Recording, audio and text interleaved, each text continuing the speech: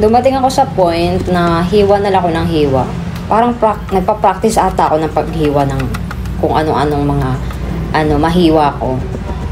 Siyempre mga yun yung sibuyas, ganyan, mga prutas, kamatis. Mostly sa mga niluluto kung may kamatis, parang nahilig ako sa kamatis. Tapos, siyempre may pipino kasi madaming ayan, tawag dyan. Yung pipino maganda sa katawan, yun na lang. O madami siyang water, hindi water, yung parang kunyari dehydrated ka. Mas maganda daw yung pipino.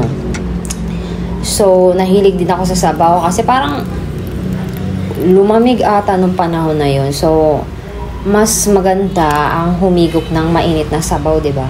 Lalo na yung sabaw ng manok, ganun. Nagtry din ako ng baboy siguro, pero hindi masyado malimit kasi siya, no? Parang delikado sa akin yung baboy. Pero, yung sa manok talaga ako parang nahilig eh. Yung pinapakuluan, ganun. Tapos yung lasa niya, sakto lang, 'di ba? Doon talaga ako nahilig talaga. Tsaka mas magandang magluto. Alam mo yun, kapag malamig, kasi mainit yung, kapag nagluluto ka, 'di ba, mainit.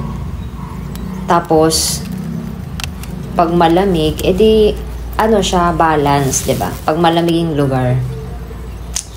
Pero sa Pinas, kapag mainit, 'di ba, mainit na talaga siya, tapos magluluto ka pa ng mainit, parang hindi siya kanais-nais. Kaya kailangan talaga naka-open yung may open ventilation, di ba?